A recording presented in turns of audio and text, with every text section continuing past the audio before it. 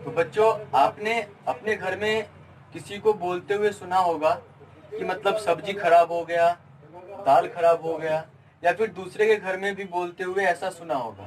तो वो सब्जी जो आपने सुना होगा कि स्पॉइल हो गया या फिर दाल स्पॉइल हो गया, तो उसका रीजन क्या है? वो रेंसिडिटी है।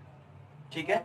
तो रेंसिडिटी एक प्रोसेस है जिसमें फैटी फूड या फिर ऑयली फूड, यानी जिस फूड में फैट होता है या फिर ऑयल होता है, उसका ऑक्सीडेशन हो जाता है, और उसका ऑक्सीडेशन होने से उसका टेस्ट और स्मेल खराब हो जाता है। ठीक है। उसका टेस्ट भी खराब हो जाएगा, उसका स्मेल भी खराब हो जाता है। ठीक है। जनरली गर्मी के मौसम में जब आप दाल को 1-2 दिन तक छोड़ देते हैं या फिर सब्जी को बहुत देर तक छोड़ देते हैं, तो ऐसा करने के बाद दाल और सब्जी का टेस्ट या फिर स्मेल खराब हो जाता है। तो ये जो प्रोसेस है जिसके कारण से दाल और सब्जी का टेस्ट या फिर स्मेल खराब हो गया, ये प्रोसेस है रेंसिडिटी, या फिर इसे रेंसिडिफिकेशन भी बोलते हैं। इस प्रोसेस को क्या बोलते हैं? रेंसिडिफिकेशन भी बोलते हैं। तो रेंसिडिटी, रेंसिड वर्ड का मीनिंग ही होता है सड़ा हुआ, खराब हो जाना। ठीक है।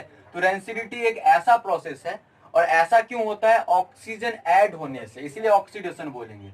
Rancidity is an oxidation reaction of oily और fatty foods material resulting in bad taste and smell, जिसके कारण से टेस्ट और स्मेल दोनों क्या हो जाता है? खराब हो जाता है। ठीक है।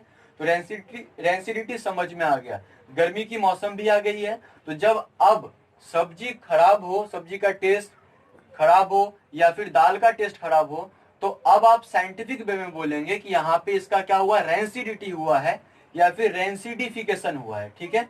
अब हमें यह समझना है कि रेंसिडिटी से बच कैसे सकते हैं, क्योंकि हमें अन्न को बचाना होगा, फूड को बचाना होगा। ठीक है। तो हम कैसे बच सकते हैं? तो बाय यूजिंग एंटीऑक्सीडेंट। तो एंटीऑक्सीडेंट ऐसा सब्सटेंस होगा, ऐसा मटेरियल होगा बच्चों, जो ऑक्सीडेशन नहीं होने देगा फूड का। तो फूड का अगर ऑक्सीडेशन नहीं होगा, तब वो जो भी फैटी फूड होगा या फिर ऑयली फूड होगा, उसका रेंसिडिटी नहीं होगा, यानी उसका टेस्ट और स्मेल खराब नहीं होगा। तो हम एंटीऑक्सीडेंट में आप BHA का यूज कर सकते हैं, जिसका फुल फॉर्म होता है ब्यूटिलेटेड हाइड्रोक्सी एनिसोल, या फिर एक होता है BHT। ठीक है। इसका भी होता है ब्यूटिलेटेड हाइड्रोक्सी टोल्यून। दोनों का BH का सेम है, ब्यूटिलेटेड हाइड्रोक्सी, इसका एनिसोल और इसका टोल्यून। ठीक है, नाम याद रख लीजिए। या फिर नाइट्रोजन गैस का भी यूज कर सकते हैं। यानी एंटीऑक्सीडेंट ऐसा केमिकल होगा जो ऑक्सीडेशन को प्रिवेंट करेगा, रोकेगा। ठीक है। दूसरी बात, बाय यूजिंग रेफ्रिजरेटर। आपको पता है रेफ्रिजरेटर, फ्रिज, वो जो होता है ना, वहां का टेम्परेचर बहुत कम होता है। तो टेम्परेचर कम होने से ना रिएक्शन की स्पीड कम हो जाएगी, जिसके रीजन से जो भी फूड होगा उसका टेस्ट और स्मेल खराब नहीं होगा, यानी उसका रेंसिडिटी नहीं होगा। समझ में आ रहा है? इसलिए हम लोग फ्रिज या फिर रेफ्रिजरेटर का यूज करते हैं। समझ में आ रहा है ना? क्यों? क्योंकि वहां पे टेम्परेचर कम होगा, और टेम्परेचर कम होने से फूड जो भी होगा, जिसमें ऑयल होगा या फिर फैट होगा, उसकी रिएक्शन की स्पीड कम हो जाएगी, वो खराब होने की चांसेस भी बहुत कम हो जाती है। ठीक है। और यही रीजन है कि ठंडा के मौसम में, विंटर सीजन में, सब्जी या फिर दाल कम खराब होता है गर्मी के मुकाबले, क्योंकि गर्मी के मौसम में टेम्परेचर ज्यादा होता है, तो रिएक्शन की स्पीड ज्यादा होती है, और रेंसिडिटी हो जाने से वहां पे जो दाल हो या फिर सब्जी हो, उसका टेस्ट या फिर स्मेल खराब हो जाता है, यानी रेंसिडिटी उसका हो जाता है। अगली बात, by keeping food in air tight container.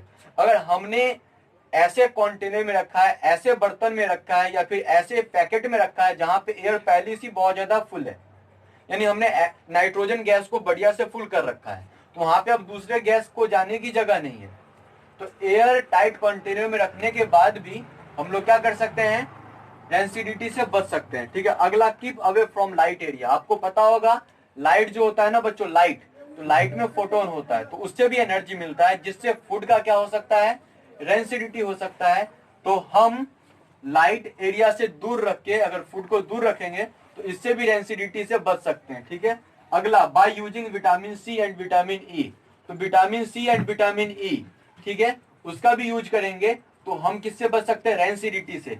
आपको पता होगा कि वो जो पिकल्स होता है, आचार, उसमें विटामिन सी होता है, तो वो कितना ज्यादा टिकाऊ होता है? बहुत दिनों तक टिकाऊ होता है। तो विटामिन सी और विटामिन ए का यूज करके भी हम किससे बच सकते हैं, रेंसिडिटी से बच सकते हैं।